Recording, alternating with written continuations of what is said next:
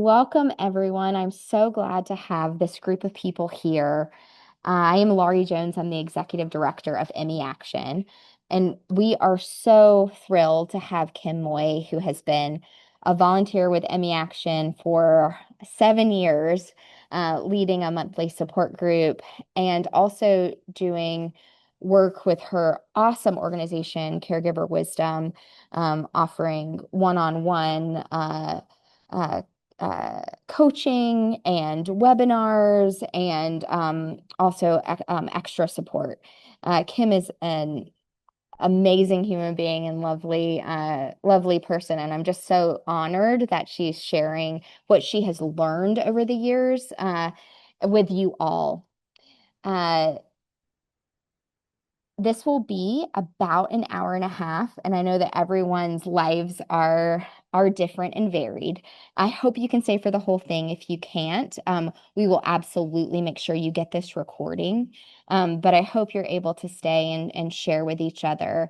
And I just also wanted to thank, since she's also on the call, Denise, who she is waving as humble as usual.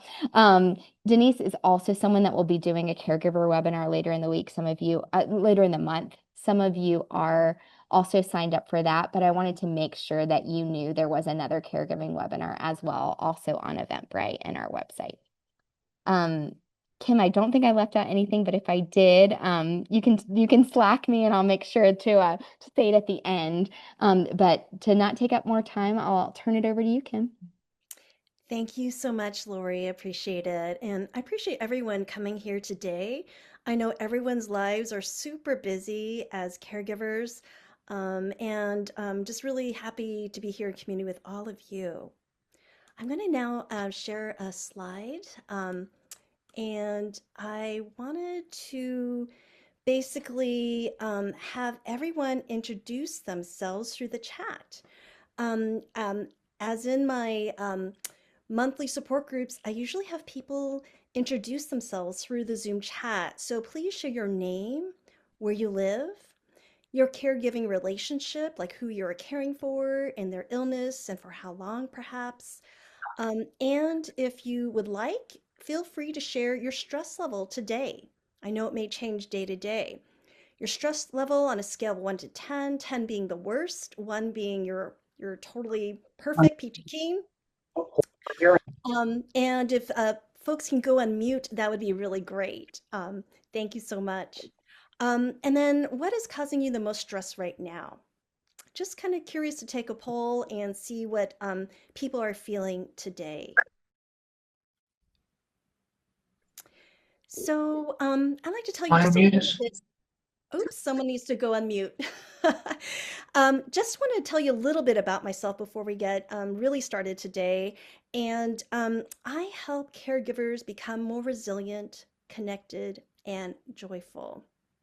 So, for the past 20 years, I've been the care partner for my husband who has myalgic encephalomyelitis, and you all know, also known as chronic fatigue syndrome previously, and is a very severely debilitating illness with no cure. And as many of you know, a lot of people with long COVID are now being diagnosed with this very same illness.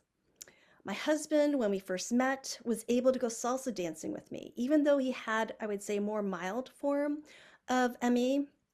And eventually, his health took a major downturn about a dozen years ago, forced him to leave his job about 10 years ago. And so he now spends most of his days in bed. At one point in my caregiving journey, I was also supporting my late parents through Alzheimer's. I was on caregiving duty with my sister, so we shared that responsibility. And then I was also raising two young sons and working management jobs at tech companies and also volunteering in my kids' classroom. A lot of people talk about being squeezed in the sandwich generation. I tell people I was in a pressure cooker situation, just trying to care for so many people, whether in my own family or at work or elsewhere. And then about 7 years ago, I was fortunate enough to attend Denise's wonderful caregiving support group with MEAction after watching the movie Unrest. And I was just so thrilled to be with other people just like me because it was very lonely. It was a very lonely slog up until then. And I felt so seen and heard, and I was just felt so grateful, so grateful. Um, and I eventually ended up creating a spin-off monthly support group for partner caregivers with Denise's blessing, which I'm so grateful for still. And then about 3 years ago, I left my corporate career to launch Caregiver Wisdom because what I found myself doing was in every spare moment, I was thinking about the next support group meeting I would be leading and what topic I wanted to talk about and share with other people. And so I had been daydreaming about leaving my paid job. And when I was laid off because of corporate restructuring, I'm like, oh, this is it. This is my time. I'm going to go full on into helping other people, other fellow caregivers like myself, deal with all the overwhelm. And I really want to share all the lessons I've learned along the way. And then I became a board certified health and wellness coach last year. So today is kind of a Reader's Digest version of many of the lessons I've learned along the way. And so I just wanted to share them here with you. And before we get started, just want to outline if you are a caregiver, you're not alone. 1 in 4 adults in the US, now that's more than 63 million people, are family caregivers, right? So it's providing care for either a chronically ill, disabled, or aging family member. And now we all know caregiving is a labor of love, but we all also know that it can take a toll on your physical and emotional health. So, who here is stressed out, exhausted, maybe physically, emotionally, maybe even spiritually? I've been there. Nearly 2/3 of caregivers actually report moderate or high emotional stress, and 45% of caregivers experience moderate or high physical stress. These are 2025 numbers. So here are my top 10 lessons from the past 20 years of caregiving. The first is to invest in your own self-care. Now, you probably heard this before. What does that really mean? I want to really emphasize that self-care is self-preservation. This is necessary and vital for you and your loved one. Okay. I know self-care is so easy to ignore when there's so much to juggle. And I did this for years. I put myself last. I was always on the back burner, and I paid the price. Not only did I pay the price, everyone around me paid the price. That meant that I was grumpy and really not in my best self when I was caregiving for my husband, when I was parenting my young kids, when I was a manager at work. I was not the best I could be. I could not be fully present. I could not clearly see because I was just so exhausted. Of course, you are also worthy of having a good life too. So there's a reason to have this self-preservation, this self-care for the people around you and also for yourself. You are worthy too. And I want to emphasize self-care doesn't mean going to the spa, although I certainly like getting massages. There are many types of micro acts of self-care you can sprinkle throughout your day. In the group course that I teach, I actually share about 100 self-care techniques or practices that you can do every day. The idea is not to do all 100 of them all at once, okay? The idea is to pick and choose which ones resonate with you. And the idea is perhaps some days you need one thing and another day you may need another, right? What is really needed for your own emotional, physical, and even spiritual well-being? There are some grounding breathing techniques, which I'll be sharing with you later today, that are really helpful to help you become more resilient. It's about fueling your own tank, right? The more you can fuel your own tank, the better you can give. The more replenished you are, the more resilient and joyful you can be for yourself and for your loved ones. The second lesson is no surprise, is I'm going to talk about joining a support group. Now, the importance of a support group is really that you are with people who get it. Now, again, studies have shown that nearly 1 in 4 caregivers report feeling desperately alone. This loneliness is pervasive, unfortunately, for a lot of different reasons. Sometimes we don't have time. Sometimes our lives change so much that we feel like we can't really relate to our family or friends whose lives continue to go on as normal. They don't have that caregiving needs, and maybe they're not dealing with this kind of illness. They don't really understand. Hard for us to explain. But feeling connected to others is vital for your mental health. So, support groups really can provide that community, that connection, and also helpful information for people in similar situations. Now, I think that, I was going to go back and tell you the story about when my husband's health took a major nosedive about a dozen years ago. I already had been aware of how to juggle a lot of things. I was a really good problem solver, but this was just really so much to handle. I was repeatedly driving him to so many different doctor's appointments, different specialists, and it was just never ending. And I felt so alone. None of my friends, I didn't know anyone going through any of this kind of stuff. Um, and that's when I watched the movie Unrest and felt so seen and heard. I was crying during the whole movie. And then I found out about MEAction.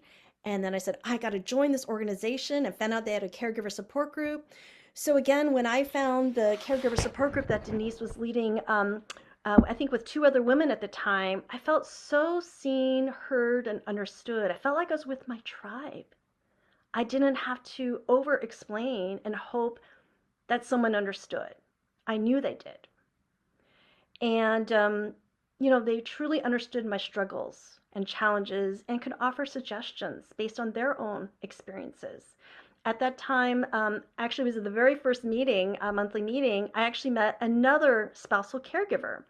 And he was caregiving for his wife, and they had 2 children, same exact ages as mine. And so we really bonded and ended up spending every weekend talking to each other for about an hour, hour and a half conversation, because we had so much in common. And we finally found someone who really got it. Now, I also want to mention there are different types of support groups that can fit your needs. So I highly recommend you try at least one, maybe 2, maybe 3. I've tried probably 4 or 5 personally. And they're all different, they're all unique, and they all have great value. It's really what resonates most with you. So there are support groups for nearly every situation. Some focus on certain illnesses, like the ones that Denise and I lead here with MEAction. Some groups focus on a level of disability or maybe even caregiving relationships. Some have regular meetings on Zoom or in person. There's also different formats. There's a traditional support group that's like a coffee clutch with a moderator, which Denise does for hers. There's topic focused and with presentations, perhaps, which is what I choose to do. In the groups that I lead, I choose a topic that is a caregiving kind of care for the caregiver topic generally. And I may give a short presentation based on lessons I've learned, but invite people to also share what they've learned. So we've had guest speakers who are actually caregivers themselves, members of the community, who have given presentations on things like somatic practices, um, self-compassion. There's a therapist who come and give presentations too on relationships. So it's been all very wonderful. I invite you to join. Whether or not you're a partner caregiver, everyone is welcome. There are also online communities. Of course, MEAction has one on Facebook, and I'm actually the moderator for that. There's also online communities on Discord and other places. If you are looking for some and you're not already attending the ones Denise and I are hosting, feel free to reach out and I can point you in a direction that might be good for you. The third lesson that I found so helpful in my caregiving journey is to adopt a non-attachment mindset. Now, what is this, right? So the idea is life is constantly changing, just like these clouds on this screen. The idea is to accept that everything is constantly changing. But we as humans, we like certainty. We like to define things and we like things to stay the same because we know what to expect, right? But the problem there is when we get attached to the way how things used to be, or how you want them to be, or how you expect them to be, we actually suffer. We cause a suffering to ourselves. Because when you're attaching to something that you can't have, something that's constantly changing, it's really difficult. It's like grasping onto clouds. You really can't do it successfully. Instead, it's a lot more productive to really just accept the change and then adapt to new circumstances. So I want to be clear, it's not about ignoring and stuffing your feelings down. The idea is to feel the feelings like grief, like sadness, like anger, all of those negative things, as well as the joyful, right? And feelings. But you want to feel them and then let go so you don't stay stuck. This is a lesson I learned from my Zen teachers and has helped me immensely in both caregiving and in all aspects of life.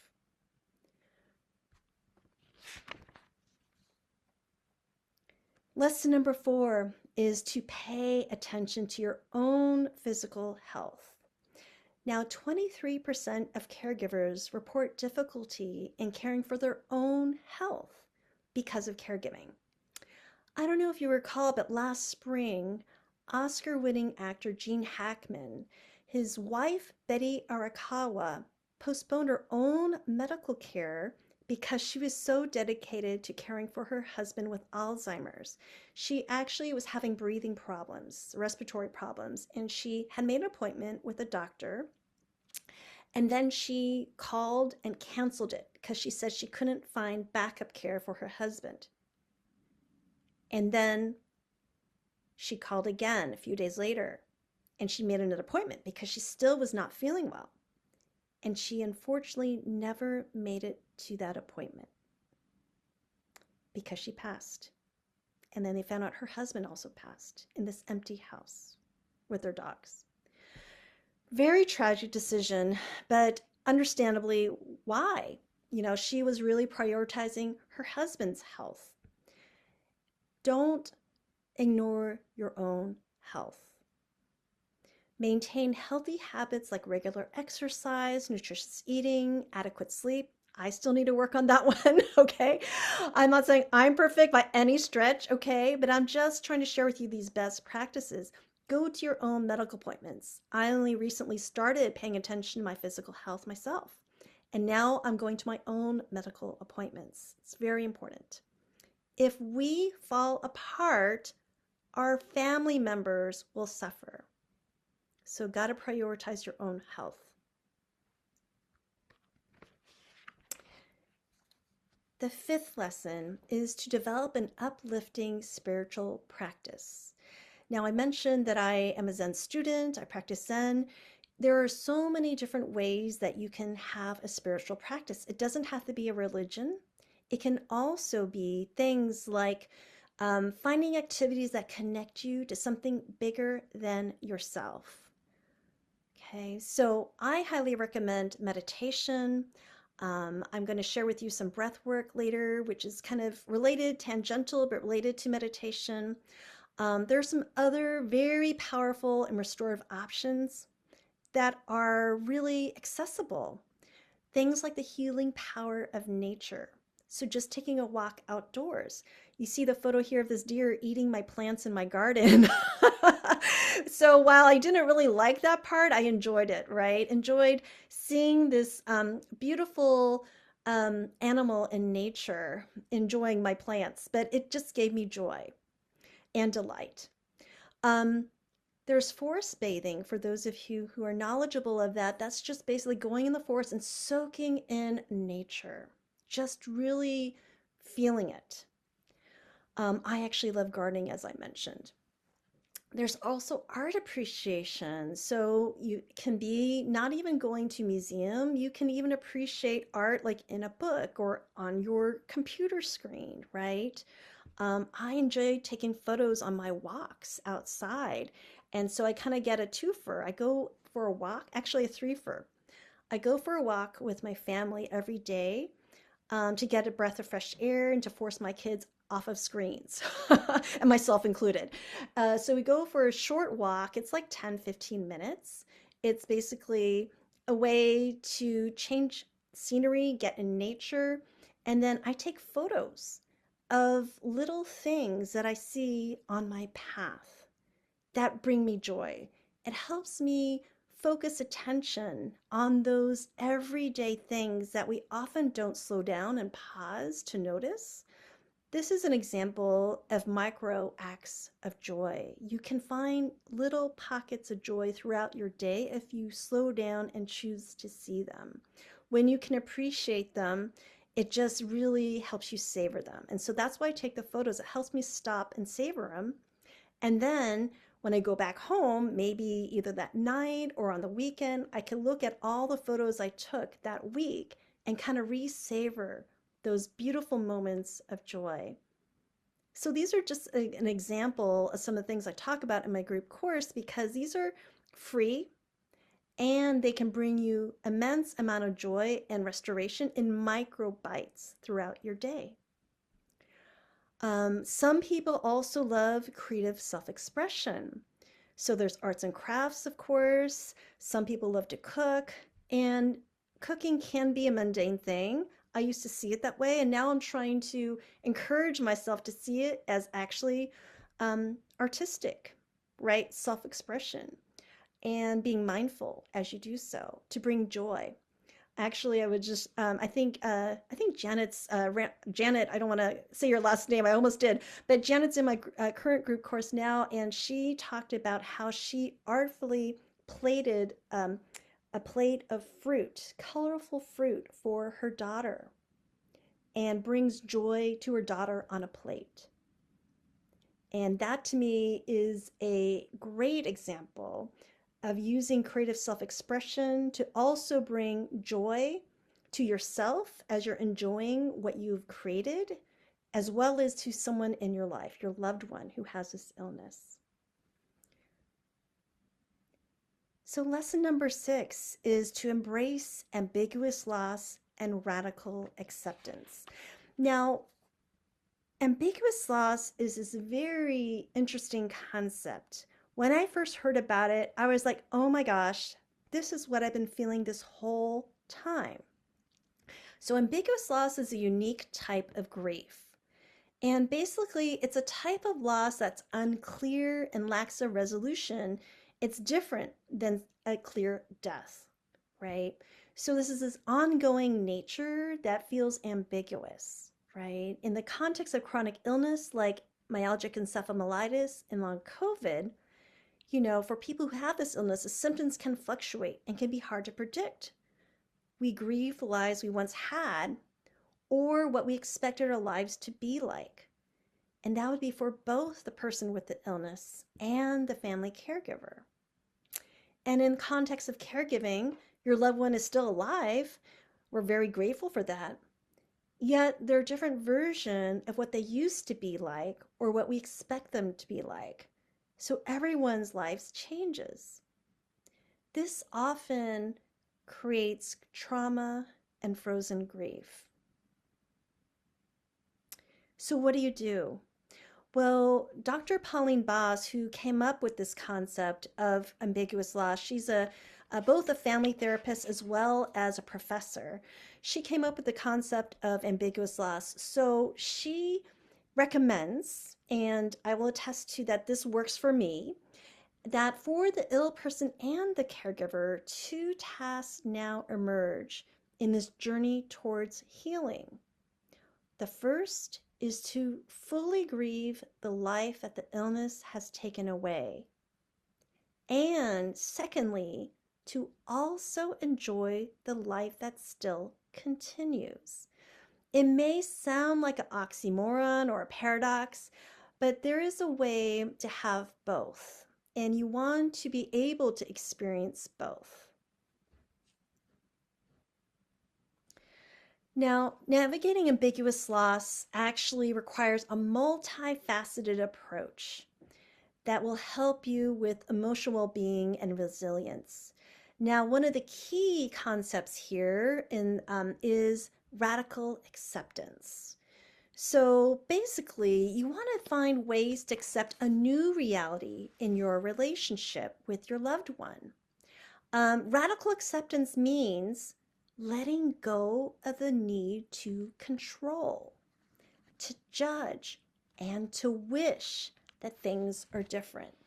This is really hard to do, and it can be done.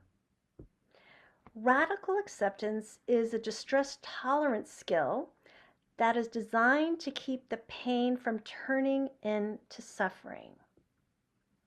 So you can experience pain and can grief, but you don't need to attach to that grief that causes you to suffer a lot more, right? It means accepting the reality, the facts of the situation without responding with throwing a tantrum or being really willful and being really resistant to the reality. In other words, you're saying it is what it is and being able to accept it.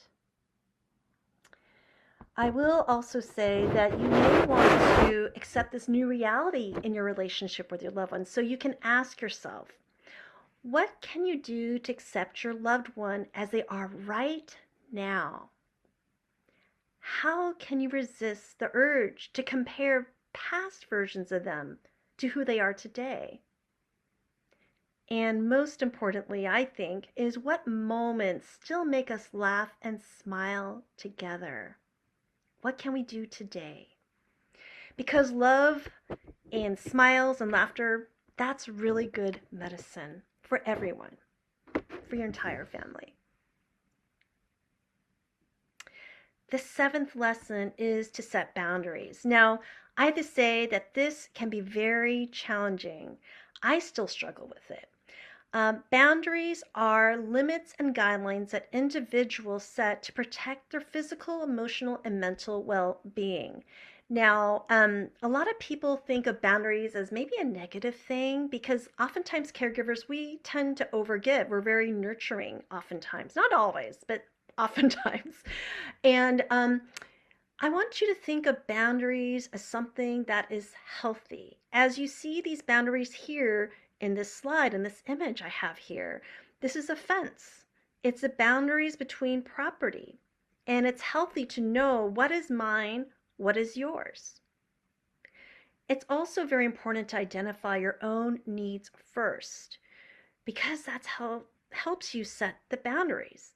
If you don't know what your own needs are, then your boundaries are very fungible, right? They can really go back and forth. Identifying your own needs is very important. I can go in more depth, but we don't have enough time to talk about that, but it's very important. Oftentimes we don't stop to think about that. So I'll give you an example of a need. I have a need to feel loved. So how do I get that? I can get that by getting a hug from my husband, or if that's not available, maybe from my kids instead. Or maybe I can hug myself, right? There are many ways that we can feel love, and it's about identifying that as your need and then figuring a strategy of how to get that met and being flexible in identifying how you get that need met. But first, identify your need, and then you can set boundaries, because you then can set the boundaries compassionately yet firmly with everyone around you, including your loved one. This can be difficult for some folks, and I know it's been difficult for me. I want to please my husband because he is so sick and so ill.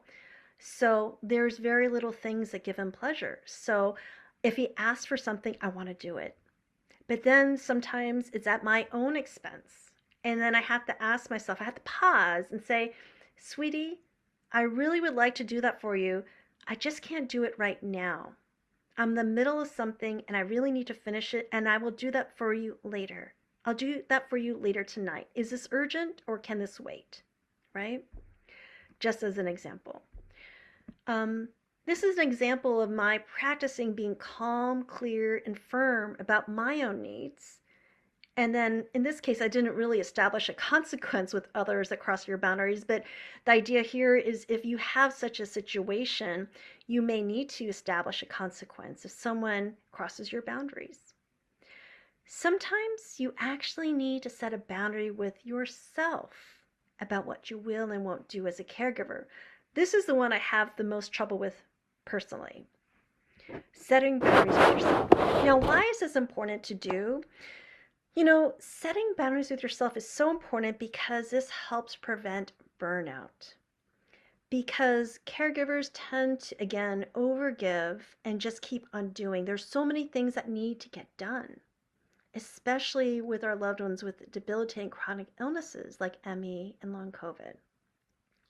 So to prevent burnout, you may want to set boundaries with yourself, such as, I'm going to only do X for a certain number of hours of day. So I'm only going to, I don't know, set a certain number of hours of day for certain caregiving tasks, right? So I'll just pick disability paperwork because I've been there, right? Okay, it's so overwhelming. You spend hours and hours, and I'm like, okay, I'm only going to do it for 1 hour today, right? And the other example is you can proactively set a certain number of hours a day for self-care. If you want to think about it in that way, you are saying, hey, I'm going to spend half an hour today gardening because that gives me joy. That's going to help me put fuel in my tank so then I can now be a great caregiver for others. Lesson number 8 is to get help and to create a support team. Now, a lot of people may have heard the adage of, oh, it takes a village to raise a child. We hear that all the time. And I'm a mom, right? I have 2 boys. It also takes a village to care for someone who is seriously ill or aging. And we oftentimes in Western society don't think about that. But it's very true. It's a huge amount of work, physically, mentally, emotionally, for just one person. So it should not be just on you. And you can assemble a team. You can be the captain who directs the team effort and provides some hands-on work too. Now, you may ask yourself, where am I going to find these magical elves? Who's going to be helping me, right? Now, there are different types of help. There's different sources of help. Not all of them are available to all of us, but I'm just going to name some of them that you may want to think about. So obviously there's family and friends. Now that may not always be available to you. Maybe you wish that your family was, in my case, I wanted my family to live near me and help me more. That wasn't possible because they lived an hour, hour and a half away. And that definitely came not available when my parents, my mom had Alzheimer's and it was getting worse, right? So that was definitely not available to me. Now, there may be things, though, that they can still do for you. Maybe it's about just being on the phone to check in with you or to even text you. Or maybe you have a friend who's going to the grocery store and it's your favorite grocery store, but it's across town, not so convenient for you. So maybe she could offer to pick you up something, your favorite something from just that store while she's already there. It's small little things that maybe friends can help you with. So you can be creative on what you think of as help that you can ask for and people can give you in easy ways. There's obviously also government agencies. There's philanthropic groups like support groups, as well as nonprofits like MEAction, faith-based groups. There's also work. If you're still working in a corporate environment, at least, lots of times they have the EAP and sorry, I'm talking HR speak, aren't I? Employee resource groups. Even your coworkers can perhaps be a kind ear or perhaps can help you out in some way. Maybe you need to go to drive your loved one to a doctor's appointment. So maybe your coworker can cover for you at a meeting or take notes and tell you what happened at this meeting that you're missing, right? There's different kinds of help. And just to think of it in that way, it's all supportive, helping you in some way. Um, Other resource could be professionals, obviously therapists, coaches, teachers, and there's also paid services like paid caregivers, house cleaners, um, things like that. So it's interesting because I'll just say that I grew up as a um, uh, daughter of Chinese immigrants in the United States, and we really pride ourselves on not asking for help. We were self reliant. And so we actually I did not grow up with a culture, family culture of asking for help. And I really resisted for a very long time of employing even a house cleaner or doing any of these things that I just talked about, any of them. It just wasn't what I grew up doing. But I want to encourage you to think of asking for help can be actually the stronger, smarter thing to do than trying to white knuckle it and do everything yourself and then just get so stressed out and overwhelmed that you fall apart. Don't get to that point because that's what happened to me, okay? Don't do that. Lesson number 9 is to learn how to navigate changing relationships. Now, when I talk about navigating changing relationships, it's because as humans, we are constantly changing. And I'm talking about changing relationships with not just your loved one, but also with other family members, with friends, with coworkers, your boss, your neighbors, everyone in your life, even your relationship with yourself. Your relationship with yourself is now changing because you are changing. Partly because now you are a caregiver, but also partly because you are changing as you evolve and grow as a person. So it's interesting. So I'm currently teaching a group course right now on navigating change, and this is one of the core lessons in here. I have a whole chapter on it with many lessons in it, and so I'm kind of picking a few of these core lessons. And for interest of time, I'm just going to highlight them. So in school, we learn a lot of things, but we often do not really learn effective interpersonal communication skills. This is critical. How do we navigate our own needs and how do we communicate with others, maybe with our loved ones? They have their own needs. How do we meet, right? How do we communicate, especially when there may be some conflicts around the needs that we both have? It's really important to understand how do we effectively communicate and with our loved ones, especially if they are in such a dire health situation where we don't want to emotionally upset them, but we do need to bring up difficult topics. That's something that I encourage you all to look at doing. How do you learn those effective interpersonal communication skills? Remember also that conflict is part of every relationship. Of course, pick your battles. Not everything matters. Let go of some things, right? Especially when things are really stressful. Not everything has to be perfect the way you want them to be, the way they used to be. Again, that non attachment mindset, be flexible, right? And this other bullet point is really important and really hard. I struggle with this one too, and that's don't let caregiving overshadow your relationship with your loved one. Now, it's really easy to do. It's really easy to let caregiving just take over, especially when there's so many things to be done and you're the only, it feels like you're the only one doing it, right? Um, See what you can do to tap into your other relationship with the person. So in my case, it's my husband. So what can we do to feel like we're a couple instead of I'm the caregiver and he's the one who's ill? Then I have to do all these things for him, right? What can we do to nurture our partnership? Maybe it's holding hands once in a while, right? Maybe it's calling each other sweetie, or whatever you want to call an endearing nickname, right, to your loved one. Maybe it's sharing a personal joke between the two of you, right? Could be a lot of different things. And also, this last bullet point is you may need to realize that your relationships with others may change due to your changing life circumstances as a caregiver. I can't see all of you, but I think most of you can relate to this. Your life has changed drastically. Maybe the people you were friends with, you're not as close to anymore.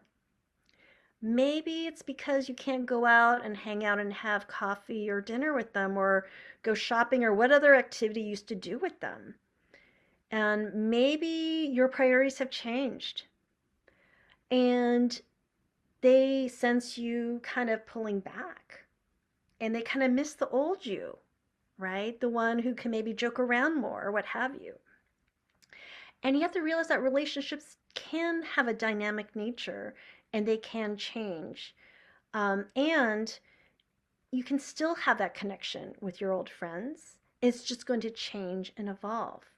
You also can have new friends. And so, again, I'll put another plug for our support groups. You can find friends, new friends, who understand and share something that we all experience now, right? Being a caregiver with a debilitating illness. And this last lesson is really important, and that's to have compassion for both your loved one and self-compassion for yourself. Yesterday, I actually attended a half-day workshop with Dr. Kristen Neff online, and she's a pioneer and researcher about self-compassion. She's actually a family caregiver herself, and she is a parent of an adult son now who has autism. And so she really takes a lot of the things that she talks about and she actually uses them in her day-to-day life in being self-compassionate to herself as the caregiver. Okay? Remember, we are all doing our best. Your loved one is doing his or her best. We are doing our best in very difficult circumstances. So understand that your loved one may be grumpy because they're unwell. Perhaps they're in physical and emotional pain. I don't like it when my husband snaps at me. I really don't. And I have to breathe and give him some grace. And sometimes later I come back at him and say something later on when the moment is right and say, hey, you seemed like you were on edge today. Is there something going on? And that's when I learned he has a raging migraine and can't really deal. And I'm like, oh, okay. So he was kind of triggered by that and give them some grace. That said, you also need to give yourself grace and speak kindly to yourself as you would to a friend. As caregivers, it's very common to be very hard on ourselves because, again, there's so much to do. And oftentimes, with these debilitating chronic illnesses, sometimes the care requires a lot of complexity, a lot of moving parts. So for some of you, for example, there may be dietary concerns because of your loved one has dietary issues because of this illness. So then you have to do this food prep that's very particular, right? As an example. And then you may beat yourself up like, oh my gosh, I didn't do that right and I messed up. Or maybe I missed the phone call from the doctor's office because I was busy doing something else and now I have to go call them back and be on hold for half an hour, right? And you can beat yourself up like, why did I miss that phone call? You got to give yourself some grace. Speak kindly to yourself as you would to a friend. And we'll go through this a little bit later in a practice that Kristen Neff shares. But an example is you can tell yourself, I am doing the best that I can in this current circumstance with my current resources. And just think of yourself as a friend. Imagine you have a good friend a close friend who is going through the same challenges you are, what would you tell that friend to comfort them, to make them not feel so stressed and alone and upset? And do that for yourself. Okay. So this is a recap of the top 10 lessons. The first is to invest in your own self-care and really see it as self-preservation. Be unapologetic about it. You need your own self-care to really stay healthy for yourself. The second is to join a support group, to be around people who get it, who can be people who you bond with, connect with. You don't have to over-explain. You don't have to be ashamed. You don't have to second guess what are they thinking as I'm explaining my situation. You also can get perhaps some great tips from them. Third is to adopt a non-attachment mindset. And again, I learned this from my Zen teachers, but you don't need to be a Zen practitioner to adopt a non-attachment mindset. Don't be attached to something so then you cause your own suffering. Number 4 is to pay attention to your own physical health so you can be there for others. Number 5 is to develop an uplifting spiritual practice. This can look like a lot of different things, as I shared earlier. Nature, music, art, your own creative self-expression, meditation. It could really be any of those things that really restore you and helps you connect to something larger than yourself. The 6th is to embrace ambiguous loss and radical acceptance. The 7th is to set boundaries, both with other people and with yourself. And number 8 is to get help and to create a support team. And learning how to accept help, to ask for help, and asking for help from the right people is actually really helpful. Number 9 is to learn how to navigate changing relationships. Again, changing relationships with your loved one, with others in your life, and with yourself. And then number 10 is to have compassion for your loved one and self-compassion for yourself. At this time, I wanted to share with you my favorite 4 quick and easy ways to strengthen your resilience and reduce your stress. I also did want to take questions later, but for interest of time, I thought I'd share this with you first, and then we can go to Q&A later, and any comments you might want to make about anything that resonates with you, I want to hear. Okay, so first let's go into the 4 quick and easy ways to strengthen your resilience and reduce your stress. These are practical tools that you can use right now. These are lessons I've learned from my Zen teachers, coaches I've worked with, and classes I've attended over the past several years. And they're really helpful to do as regular practices, kind of like preventive medicine, right? To keep yourself centered and strong. And these are also practices you can do as needed, like right during a stressful situation. Okay? So the first is to slow down your breath and to focus on a long exhale. And I'm going to talk you through this, and then we're going to practice it together, okay? So the reason we do this is this helps calm down and regulate your nervous system. And this is going to help with stress and anxiety. And really, we're talking about here the mind-body connection, which you may have heard about. Okay, so when we can calm down our body by slowing down our breath, we can actually calm down any racing thoughts and anxiety we may have going on up here in our head. Okay? So I'm going to ask you to actually breathe in and out on the count of my finger. So I'm going to raise my finger, I'm going to breathe in, and then you're going to breathe out when I lower my finger. So I'd like to invite you all to sit up, Hopefully you're sitting. Maybe you might be lying down, but if you can sit up, if you need to lie down, that's okay too. And just relax your body if you're lying down. If you can sit up straight, put your feet on the floor, flat on the floor, and have good posture. You're going to lower your shoulders. And I would like for you to breathe in and out again as I'm go, moving my finger up and down. Most people we're breathing kind of shallow and we're breathing a little bit faster than optimal. Okay, so let's breathe in together, out, in, out.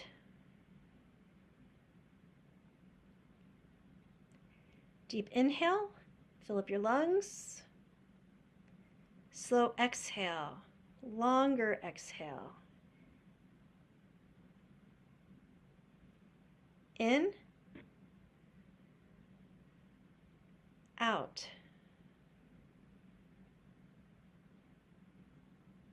In, out.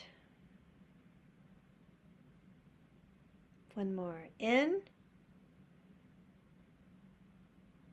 out.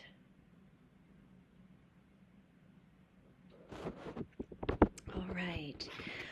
So extending your breath and really focusing on long exhale is going to help really regulate your nervous system. Okay. Now the second part is part 2 of breathing, this breath work practice.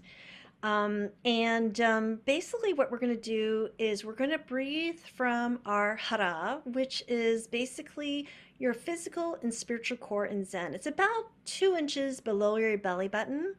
And so I'd like to encourage you to put your right palm and put it right over that area. And so, we do core exercises, right? We're exercising this muscle, right? So we're going to try to breathe into our palm and feel your belly expand like a balloon. Okay. And you're going to breathe into your palm, expand, and go down, back down as you exhale. And you're going to inhale, breathe into your hand, and then exhale. Feel your stomach, your lower belly shrink. Okay, so it's like a balloon. And it may take some time to get right, and you may need some practice. But I'd like to encourage you to try practicing this because this is really going to give you a lot of physical and emotional and mental strength. This is going to help you in multifold ways. Okay. Now, this may feel unnatural at first, and really this is how we used to breathe as babies. Okay. We came out of the womb breathing this way. If you watch a baby or an infant breathe, you will notice they're breathing from their bellies. Their bellies are moving more than their chest. This is why they can cry so loudly and for so long, almost effortlessly. It's because they're breathing from this part of their body. Okay. What has happened is over time, we've learned bad habits. We're crunched over our computers or our devices, right? Our shoulders go up and we get really stressed, right? But if you can bring your breathing down, that's great. Another way to practice this is to put your left palm on your chest and your right on your belly and try breathing in a few times. Let's do 5 counts and see if your right hand over your belly can move while your left hand over your chest can stay still. That will help you see. It will help you breathe from your deep belly.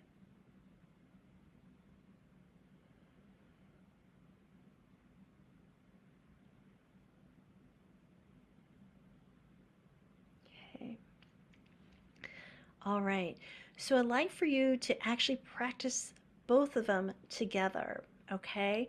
So I'm going to raise my hand, my finger again to help you with the count, but then practice this. You can leave your left hand on your chest if that is helpful to you, but definitely put your right hand over your belly. Okay. So we're going to inhale, Exhale. Inhale. Exhale. Inhale. Exhale. Do two more. Inhale. Exhale. Inhale. Exhale. All right. Well, I hope that you can feel a difference in your own body and hopefully feel a little bit stronger inside with calming down your nervous system. And what you'll find is if you are anxious or stressed, just taking a few moments for breathing on your own will help you feel more resilient and more grounded. Now I'd like to walk you through this fun somatic exercise that I kind of made up. I compiled 3 different teachers and coaches who've shared practices with me. I combined it into one exercise for fun. And I call this the head, heart, hara breathing exercise. So what we're going to do is we're going to put our right palm on our head, and you can follow me, and we're just going to do the head first. So the idea here is, again, you're sitting up tall in a chair. The idea of putting your hand on your head is you're going to feel the weight of your hand, and it's going to push you down into your chair, wherever you're sitting. Okay. The idea here is to feel your body. Lots of times we get in our head, we're thinking, and so much is going on. We're worrying, we're stressing, or we're anxious. A lot of stuff going on in our mind. But then this helps bring you to the present moment in your body and help you feel more grounded. So you can breathe here into your hara, your deep belly, with your hand on your head. Help you feel more grounded in your body. The next one I'd like to share with you is your heart. So I'd like to invite you to put your right hand over your heart. If you like, you can put your left hand on top of your heart. And this is from Dr. Kristen Neff. And she, again, was teaching this course on self-compassion. And what she likes to do, one of the practices she shares with folks is something called self-compassionate touch. So this is like really soothing your body and helping you calm down and feel more self-regulated. And by doing, some people like doing this over your heart. This is one of my favorites. Some people like to hug themselves. That feels good too. Sometimes you may want to do different kinds of touches to yourself to really be gentle and to really soothe yourself like you would soothe a child, right? And so you can do this for yourself. And so you may also want to say a few soothing words to yourself. Things like, I know this is a really hard time. I'm doing the best I can under these circumstances, and I will get through this.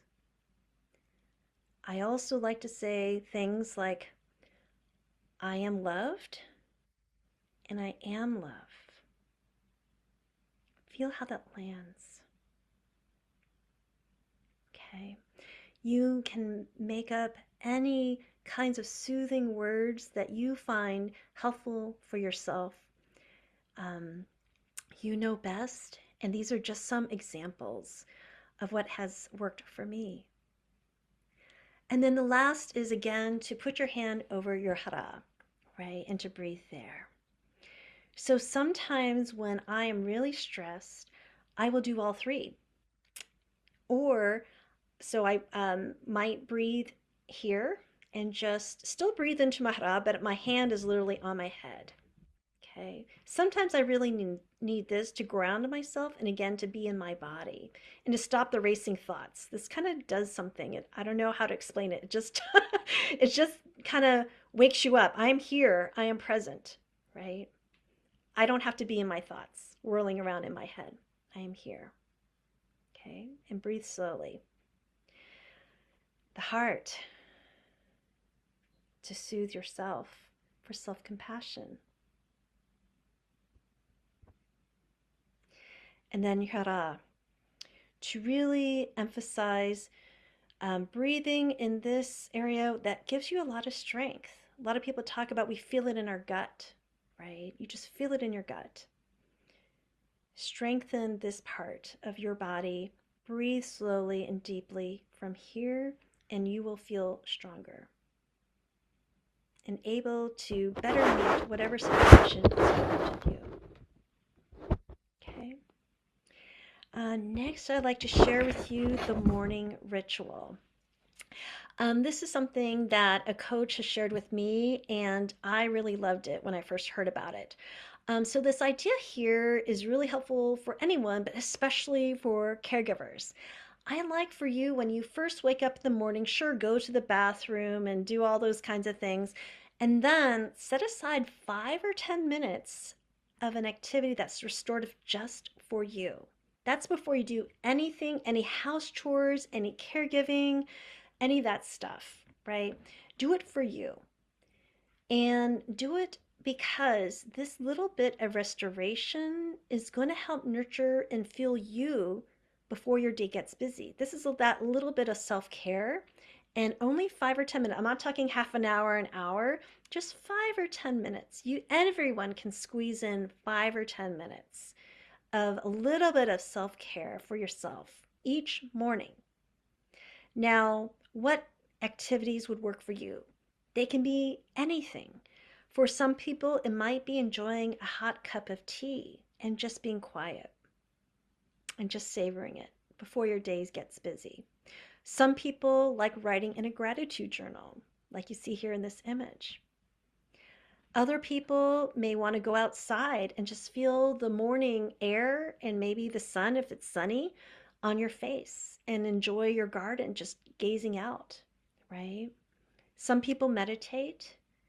I actually do something where I listen to a guided meditation app, and I listen to it while I'm unloading the dishwasher. So I'm kind of cheating a little bit, okay, because I am doing a task, but I'm doing that primarily because it is a way for me to do habit stacking. Now, for those of you who are not familiar with habit stacking, as a health and wellness coach, we learned that creating a new healthy habit can be very challenging for us, right? We're kind of creatures of habit.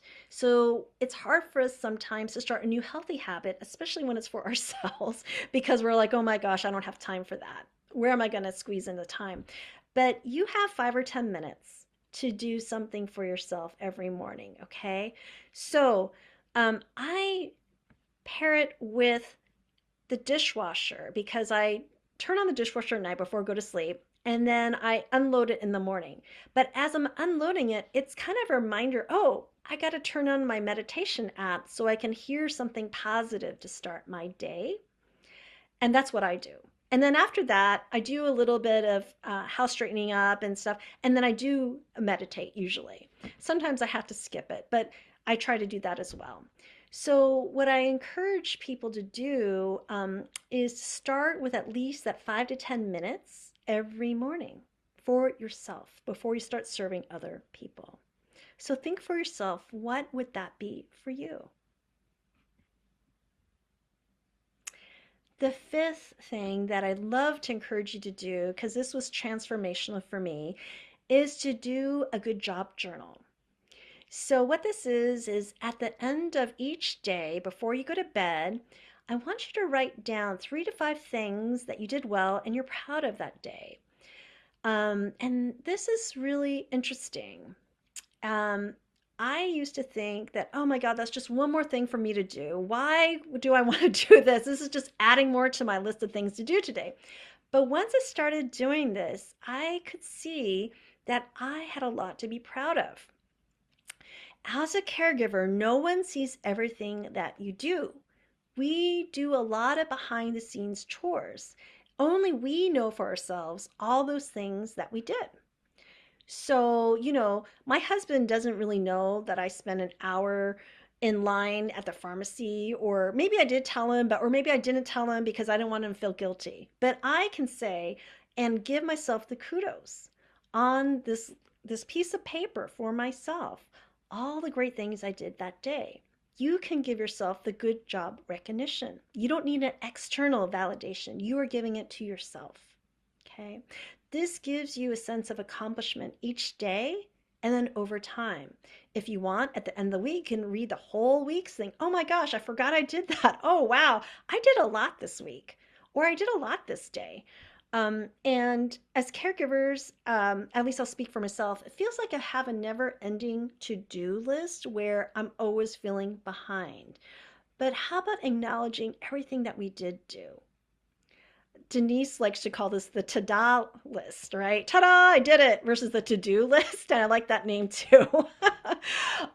So really give yourself a good job recognition, a pat on the back by recognizing for yourself what you did. Everyone who has gone through my course who's done this has felt that this has really helped them too. And it really uplifts your spirit, makes you feel like, oh, wow, I am very accomplished. I did a lot instead of feeling always behind. So I'd like you to think about what resonates with you. Which quick and easy resilience building technique or tool do you want to try? Right? So slowing down your breath and focusing on a long exhale. I actually encourage everyone to do that one at least because that's free. Everyone has to breathe. We just want to help remind ourselves how we used to breathe as a baby because that makes us stronger. It will help with your nervous system and help you feel less stress and less anxious.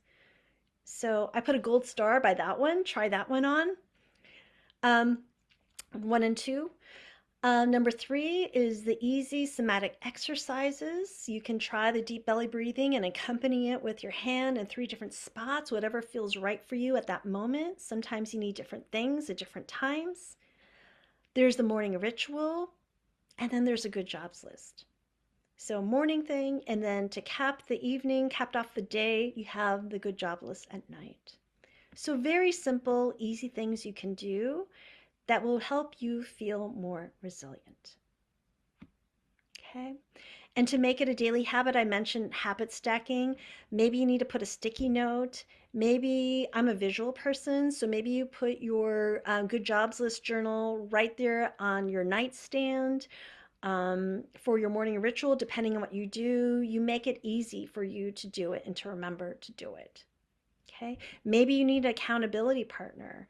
Um, I know in coaching, a coach can be that accountability partner with you too.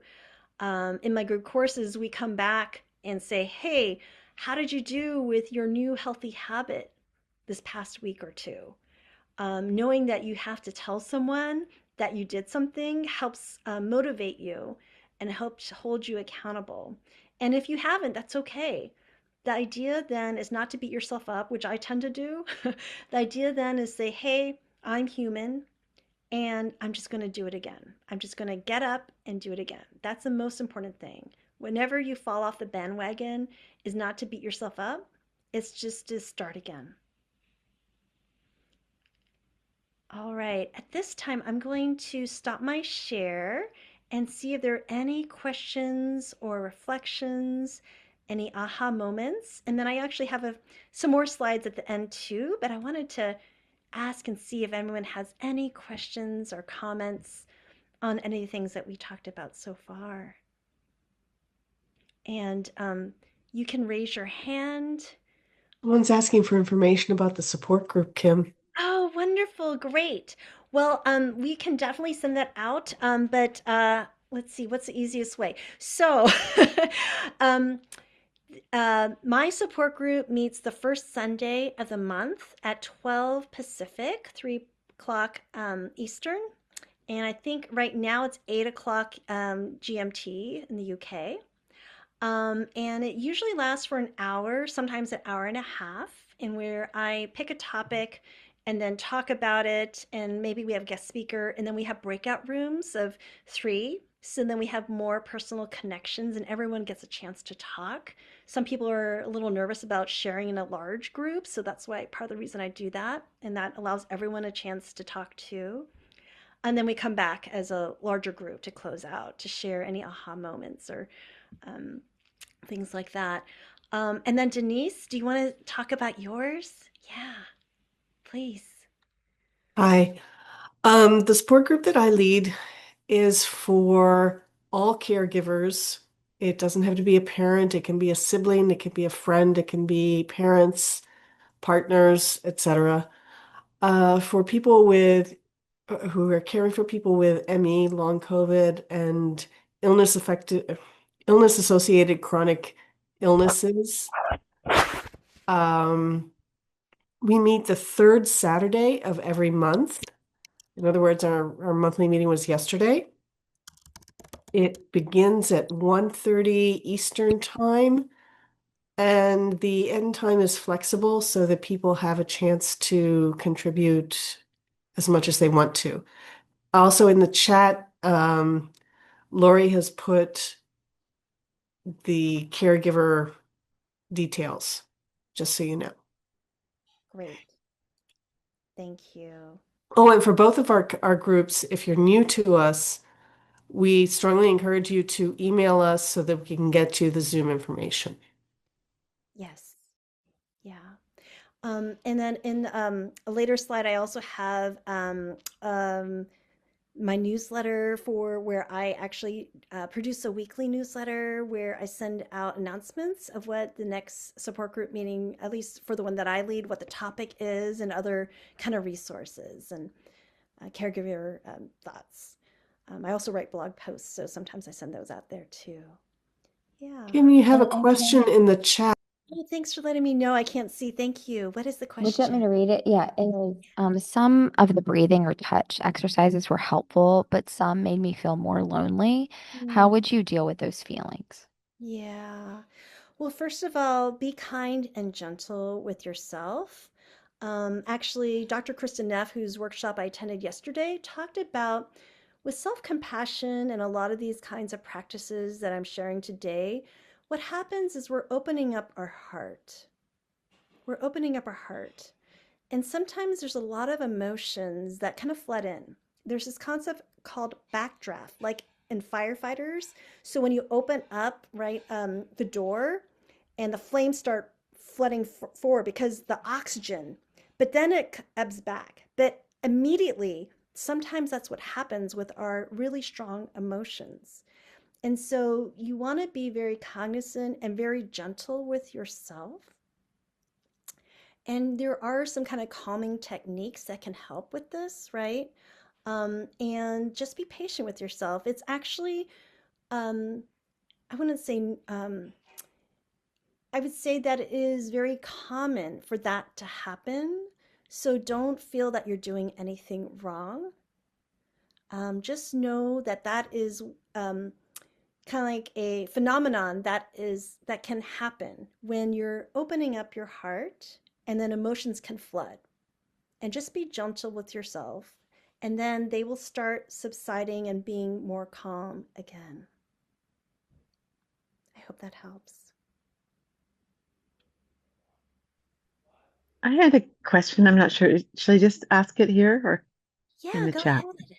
Okay. Hi, my name's Emily. Um, I was interested in kind of the conversation around the radical acceptance and the learning to let go of attachment, kind of balancing that with trying to maintain and sustain the energy to continue on the quest to healing. So, how you navigate that kind of dynamic tension between the two? Yeah, that's such a great question. Um, I'll share my own response, how I do it, right? And it's going to be different for everyone, right? How I do this, in particular around my husband's illness, is it around the illness or just in general? No, around, yes, definitely around the illness for my Okay, daughter, like just, yeah, the fervent desire and energy to bring resources to yeah, hopefully be, and you know what I mean, I versus that totally. acceptance. And yeah, yeah. Yeah, thank you. That is a great question, and I think everyone has that question on their mind. Um, so it is this kind of dance, is the way I put it. It's this balance, right? Of having hope, right? And using our knowledge and of, oh, there's a new, so my husband just had a new treatment this past Monday. and we had a lot of hope around it. And right now, I had to also tell myself this could be transformational going in. And I had all this hope. It was kind of hyped up to us, right? But I kind of knew better because we've done this many times. We're not new to this rodeo. We've been dealing with this for 20 plus years, right? So we tried many um, treatments in the past.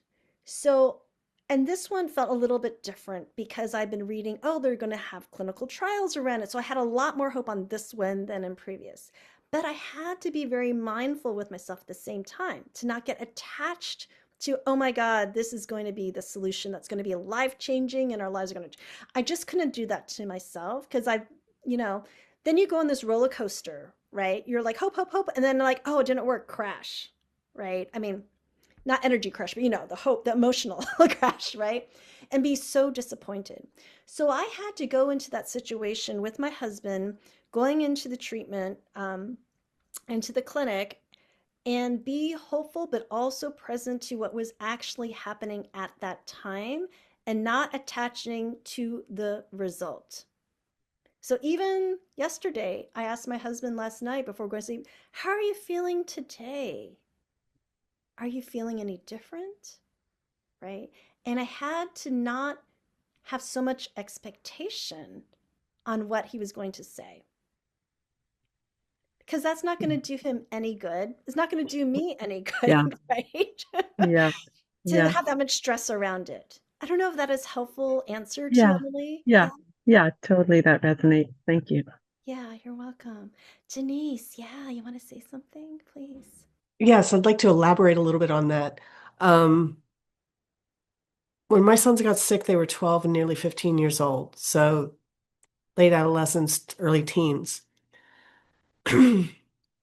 And several years into their illness, just a few years actually, they were still teenagers. Asked them why they weren't emoting more, why they weren't as enraged as I was at the state of things, why they didn't.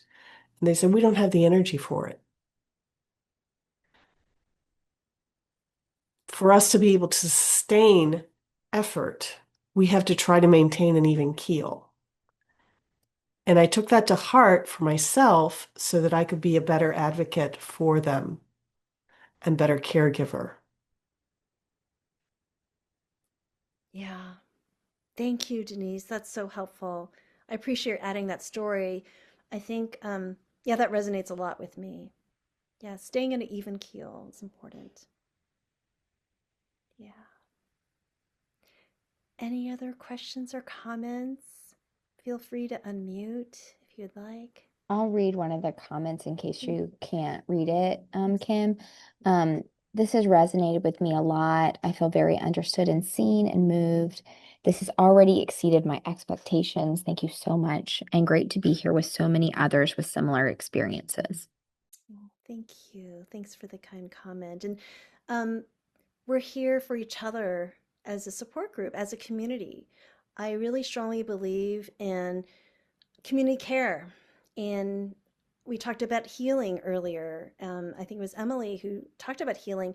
So I feel like I'm on a healing journey too, because I guess maybe this is, I don't mean to be melodramatic, but it's kind of traumatic for us too, isn't it? It's not just traumatic for our loved ones. We're going through a lot ourselves. And so we actually need to heal too. And we can heal in community, in these support groups, in these kinds of containers of being together. It's very lonely by ourselves when we're struggling by ourselves, right? Any other comments? Because I can also share my screen with a couple other resources. Just being mindful of the time. Maybe I should go ahead and do that. And I'm happy to stay a little bit longer too if people have more questions and you may feel a little bashful to ask in such a large group. So I'm open to doing that as well. Let's see here. Let me share my screen again. And I wanted to share with you a framework that I've created. So I mentioned to you that I've been caregiving for my husband now. Well, we just celebrated our wedding anniversary 20 years ago. I mean, 20, we celebrated our wedding anniversary in August of 20 years. And it's hard to know when our caregiving actually started. But so I just choose 20 years because he was sick before we met. But officially, I am his real partner legally, 20 years. So, I was trying to think about at the depths of my, I was going to say despair, but I don't mean to be melodramatic, but that was the word that came to me. In the depths of my despair of how do I navigate this as his illness got worse and worse, where he couldn't go to work, where I was driving to so many different doctor's appointments. I was also caregiving for my elderly parents, had two young kids, and it was just so stressful. And I was really in that pressure cooker situation. I was also then trying to read tons of books and go to classes and see therapists and work with so many different types of what I call healing practitioners to help me deal with all of that. And what I'm trying to do now is to share what has worked for me. And as I left my corporate job, my corporate life to go full on into really helping fellow caregivers, I had to figure out how do I pull it all together. And so I created a framework on how to explain kind of my methodology or how I go about um, my life now, what I've learned, right? That helps me in hopes that it can help other people. So I'm calling this the Resilient and Joyful Caregiver Roadmap. So on the left, you'll see the problem that we all face of exhaustion, emotional, physical, and spiritual exhaustion. So I've actually created a course called Strengthening a Resilient Self, where we talk about and practice multiple types of transformative mindsets, grounding physical movements, and uplifting spiritual practices. And the idea is I pulled together about 100 of them that I have tried and worked for me and may work for you. And the idea is you pick and choose what works best for you. And then we try to help each other stay accountable with trying and doing that new healthy habit. It's really fun to do it in a group. It makes it less like a chore, right? Where we're sharing our successes. And then on the right, you'll see the problem we have with getting lost in caregiving. We feel a sense of deep grief and we feel overwhelmed as well as lonely and isolated. So I created a group course on navigating change, which I'm teaching now. And some of the attendees here are in that program. And that's where we talk about navigating changing relationships and how do you communicate difficult topics. How do you set boundaries? How do you figure out what your own needs are before you set those boundaries? Asking for help and finding more support. So that's one course. And then I have another group course just on ambiguous loss because it's such a huge topic. So I have a course on walking the ambiguous loss path. Very challenging body of work and so deep and really healing. We talked about healing earlier. And then what you'll see in this box to the is caregiver connection, and that underlies everything for me. It's almost like if this was a 3D pyramid, it's at the bottom foundation, because this is where we can be connected with other people who get it, who can be our new community of friends and people who can give us support and we can support and we all learn from each other, right? And we all be connected. And then the bottom here is this problem of overwhelm due to multiple systems to navigate. So there's healthcare systems, right? There is the hospital system, there's the pharmacy, there's insurance, there is like getting disability. There's all these systems that you don't really know until you have to deal with it. They don't teach these in school, right? The idea here is ideally, the ideal solution is what I call caregiver system mastery. Now, these are things that other nonprofits like MEAction, Solve ME, Bateman Horn, Mass ME, those are to name a few, right? All are working on parts of this, and I'm working on it. Denise is working on it.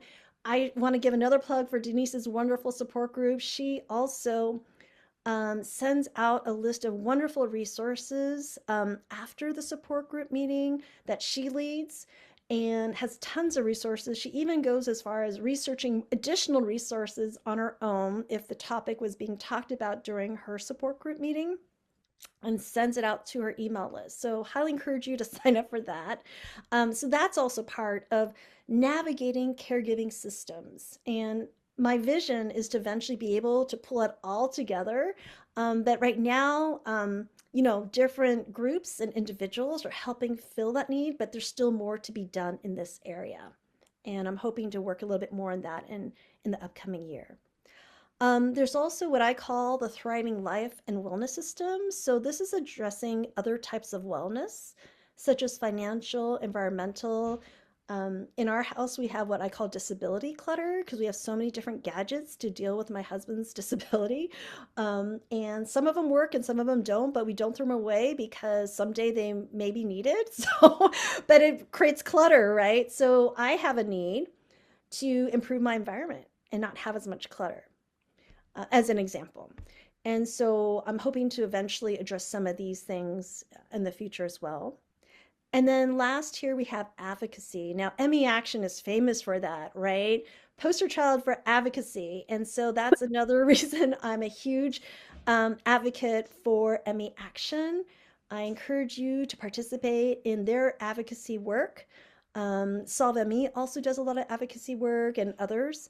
This is advocating for your loved one and for yourself, as well as to change public policy. So I just want to share that with you because I think caregiving in general can feel like some amorphous, big, unmanageable, overwhelming thing. And here's how I kind of am approaching how I can be a really great caregiver and still stay very healthy and whole and really vibrant myself by addressing all parts here. I did want to mention again the monthly support group, and all types of caregivers are welcome. Um, I mentioned the Thrive as a Caregiver group courses, and then I also offer one on one what I call inner wisdom coaching to help you reach your goals, tune into your own inner wisdom, and help provide just overall support. On my website, there's also a free caregiver burnout quiz. So, what I found out is I was in burnout several years ago, but I didn't know if I was actually in burnout. I'm like, how do I know if I'm in burnout? I really feel like it. I kept on reading articles and picking up books on burnout. So, that's a sign, right? But I actually have a quiz, a free quiz, interactive quiz that I based off of. I think it's the American Medical Association. They created a burnout quiz for dementia caregivers. So, I slightly tweaked it so you can take that to assess whether you are in full burnout or just near it. I also have blog posts, as I mentioned, and I have an online community that's not on social media, geared just for chronic illness caregivers. So you're welcome to join. And you can find more information on all these things on my website, caregiverwisdom.net. And here again is the website address. And then you can sign up for the free weekly email newsletter. You can also find this on my website if you can't write this all down. And then I'm also on social media if you'd like to follow me on LinkedIn, Facebook, and Instagram. And you can also email me directly at kim@caregiverwisdom.net. So just closing out, I just want to thank everyone for coming today. I really hope you gained something from attending today's workshop. And my deepest wish is really for each and every one of you to feel more resilient, more connected, and more joyful. So thank you so much. Thank you so much, Kim. I'm so glad you were here. And thank you for everyone who came on today. We're so grateful. If this is the first thing you've ever done with MEAction, we would love for you to stay involved and connected. If you've been a part of us for a long time, thank you so much. What you're doing is not for the faint of heart. And I want you to know that those folks on our staff with lived experience, all of us with lived experience, we see you too, and I just want to thank you. and share our gratitude for you. And I'm just so glad that you were able to join today. So thank you very, very much. And the very last thing I'll say is that if you bought a ticket to this, a lot of times we do the ticket purchase just to help incentivize people to show up because it feels like more of a commitment. But I don't if you there are free options too. So I just want you to know that they're also available on the site. So in case that's helpful. So thank you so much.